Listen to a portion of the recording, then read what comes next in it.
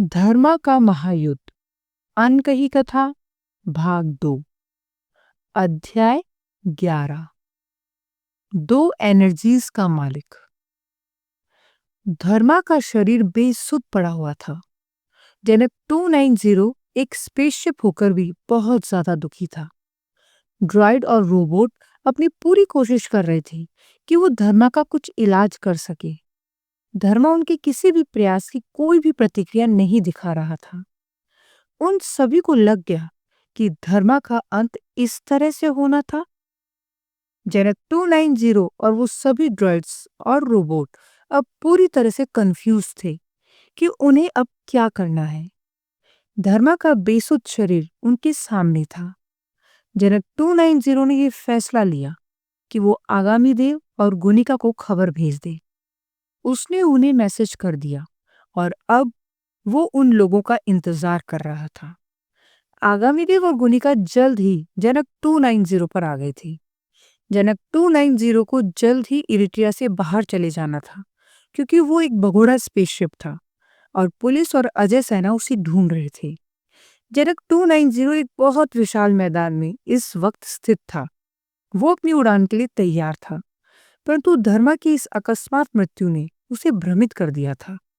हालांकि जनक 290 को अभी ये नहीं लग रहा था कि धर्मा की मृत्यु हो चुकी है।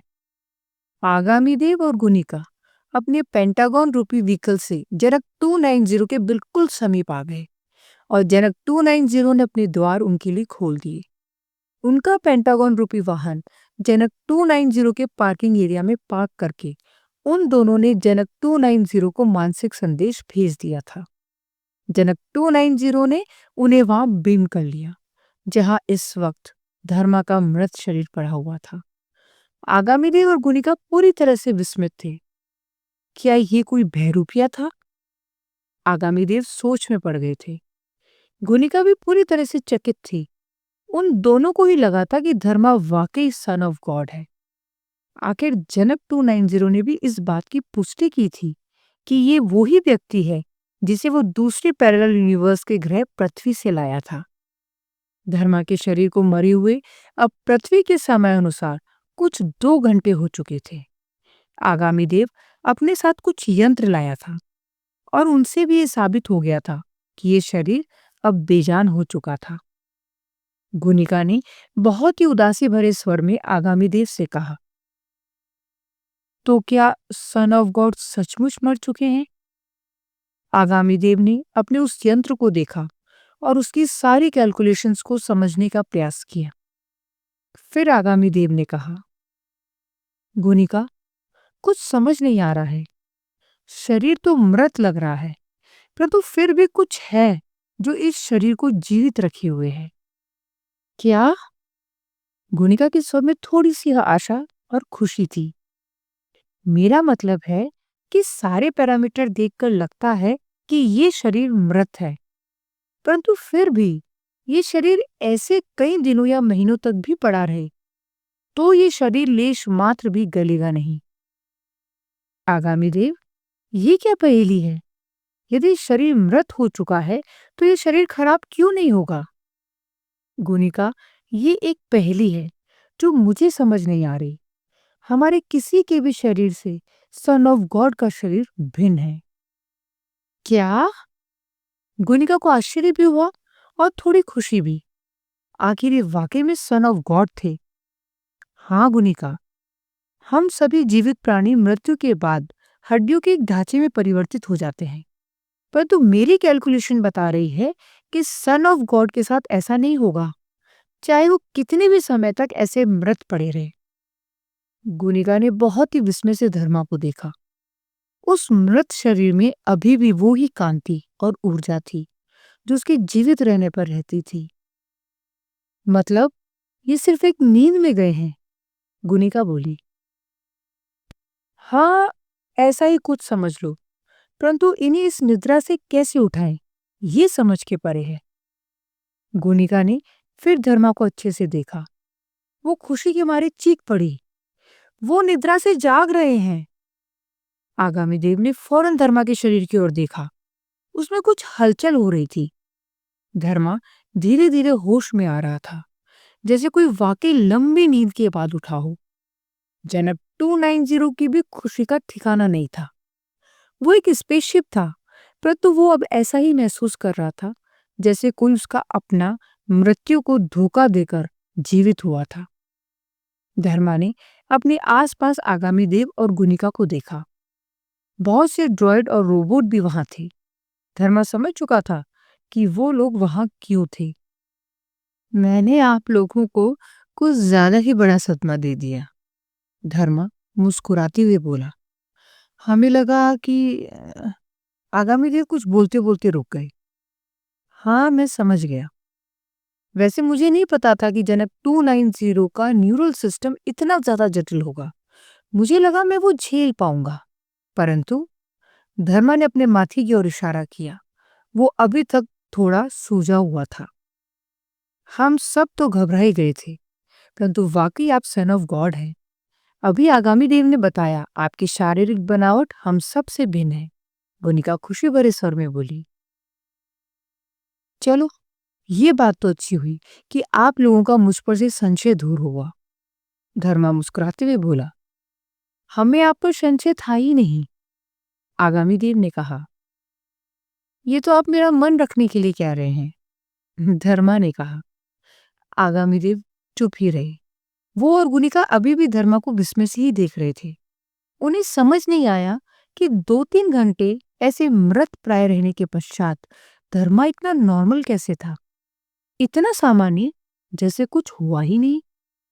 धर्मा ने उन दोनों के विस्मय को समझ लिया था। धर्मा बोला, चलिए आगामी देव और गुनिका, मैं अब आपको मेरे बारे में वो बताता हूँ जो शायद प्रोफेसर बोरो को भी नहीं पता है। आगामी देव और गुनिका चकित हो गए। धर्मा अब उनके सामने वो बताने जा रहा था जो उसने प्रोफेसर बोरो को भी नहीं बताया था। ऐसा क्या था?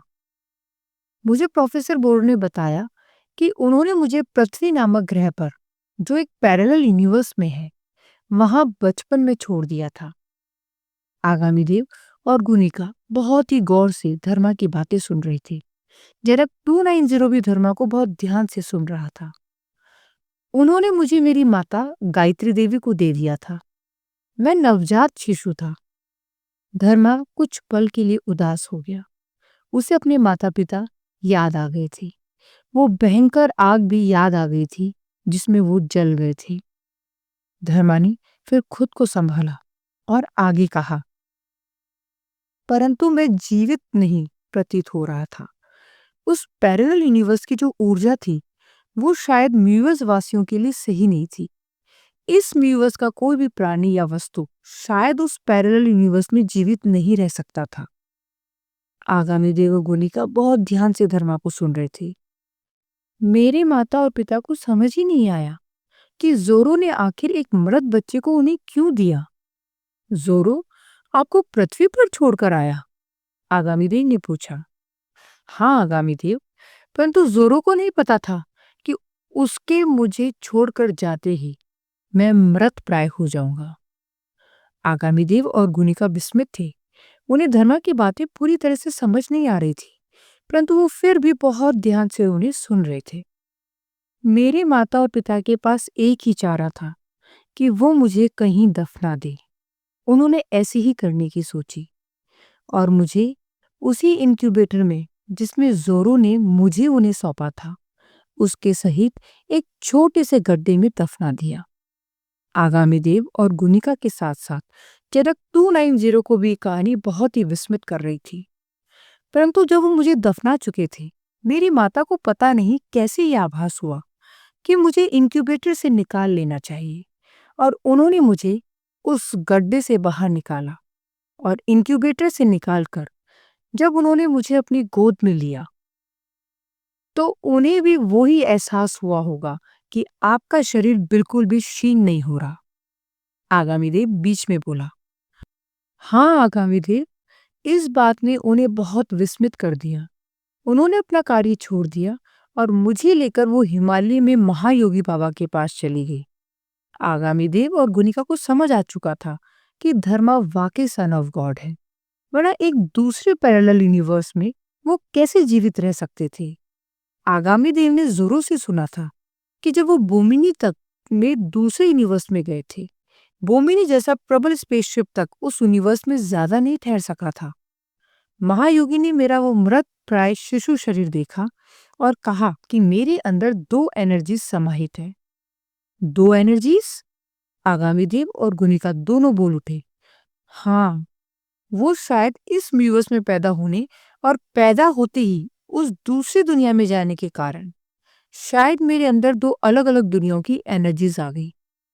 आगामी देव और गुनिका दोनों को ही आश्चर्य हुआ और उन्हें लगा वाकई बॉफ में सच्चाई है, क्योंकि बॉफ ने कई बार सन ऑफ गॉड को भगवान और इंसान का मिश्रित रूप कहकर संबोधित किया है। इसका मतलब बॉफ इस दो एनर्जीज का ही जिक्र कर रही थी। महायोगी ने कहा, मुझे पृथ्वी के तकरीबन 70 वर्षों तक उस हिमालय में छोड़ दिया जाए।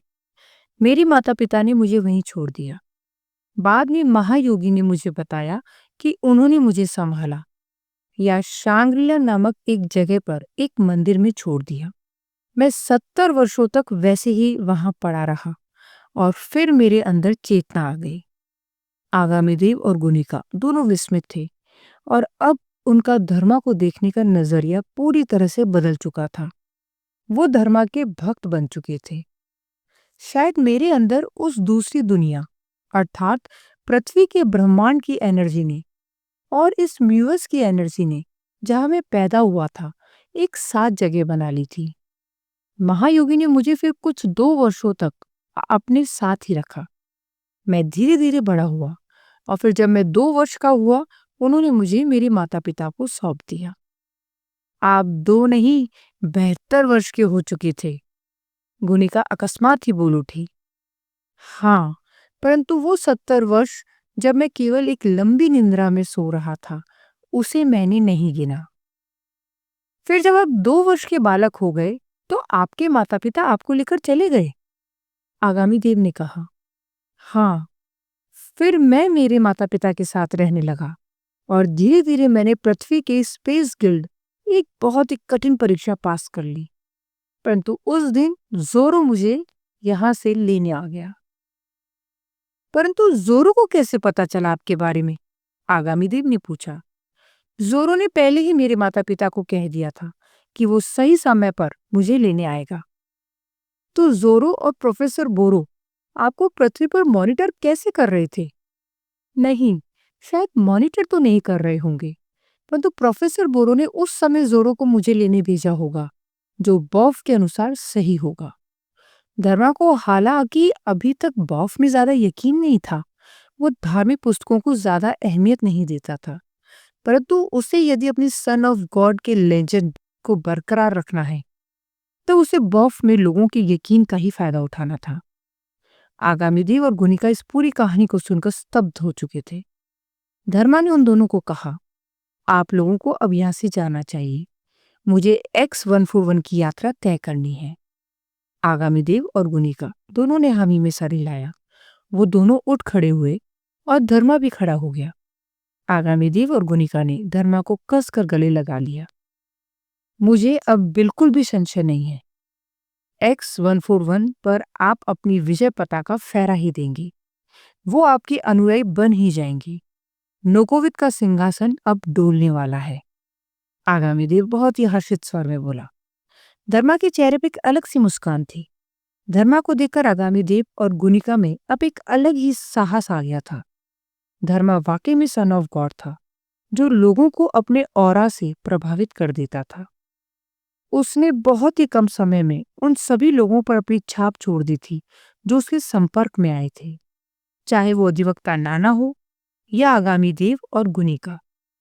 शायद नोकोविद जैसी महाशक्ति को कोई चुनौती दे सकता था, तो वो धर्मा ही था।